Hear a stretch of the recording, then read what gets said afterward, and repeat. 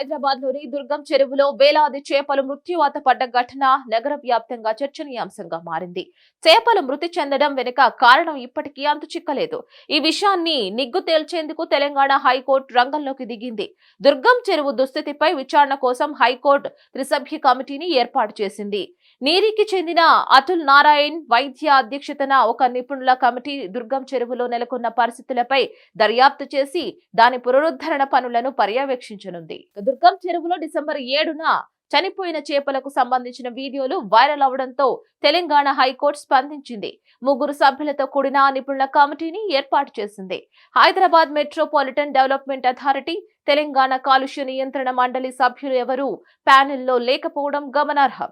చెరువు నాశనానికి హెచ్ఎండిఏ, పీసీబీలు సహకరించాయనే ఆరోపణల నడుమ హైకోర్టు వారిని పక్కన పెట్టేసింది. అలాగే ప్యానెల్ను ప్రభావితం చేయడానికి, దర్యాప్తును అడ్డుకోవడానికి ప్రయత్నించకుండా హెచ్చరికలు సైతం హైకోర్టు జారీ చేసింది. ప్యానెల్ కు ఆర్థికంగా అన్ని విధాలా సహకరిస్తూ రక్షణ కల్పించాలని పోలీసులు, రాష్ట్ర ప్రభుత్వాన్ని హైకోర్టు ఆదేశించింది. హైదరాబాద్ లోని దుర్గం చెరువులో వేలాది చేపలు మృత్యువాత పడ్డాయి. అలా చనిపోయిన చేపలు డిసెంబర్ 7వ తేదీన కుప్పలు కుప్పలుగా ఒడ్డుకు చేరుతున్నాయి. దీంతో దుర్గం చెరువులో తీవ్ర దుర్గంధం వెదజల్లుతోంది. వేల సంఖ్యలో చేపల మృత్యువాత కారణంగా దుర్వాసన వచ్చింది. దీనికి సంబంధించిన వీడియోలు సోషల్ మీడియాలో చక్కర్లు కొట్టడంతో ఈ అంశం టాక్ ఆఫ్ ది టౌన్ గా నిలిచింది. చేపలు మృతి చెందడం వెనుక కారణం అంత చిక్కడం లేదు.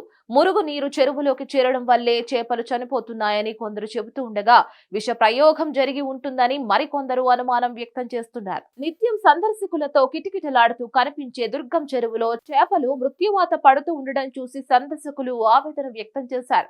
బయట నుంచి చెరువులోకి భారీగా మురుగునీరు చేరడం వల్లే ఈ పరిస్థితి తలెత్తింది అని కొందరు అనుమానం వ్యక్తం చేశారు. ఇక ప్రస్తుతం చెరువు చుట్టూ నిర్మాణాలు జరుగుతున్నాయి. బిల్డర్లు బ్లాస్టింగ్ లో వినియోగించే కెమికల్స్ తో కూడిన నీరు చెరువులోకి చేరడం వల్లే చేపలు చనిపోయి ఉంటాయని భావిస్తున్నారు. దుర్గం చెరువులో ఒక చేపలే కాదు, పెద్ద పెద్ద తాబేళ్లు సైతం కనిపిస్తూ ఉంటాయి. నిత్యం చెరువును సందర్శించే వారు తాబేళ్లు, చేపలకు ఆహారం వేస్తూ ఉంటారు. అలా ఆహారం వేసే సమయంలో ఎవరైనా విష ప్రయోగం చేసి ఉంటారన్న అనుమానం కూడా కొందరు వ్యక్తం చేస్తున్నారు. తాజాగా తెలంగాణ హైకోర్టు ఏర్పాటు చేసిన నిపుణుల కమిటీ ఎటువంటి నివేదిక ఇవ్వనుంది అనే విషయం సర్వత్రా ఆసక్తిగా మారింది.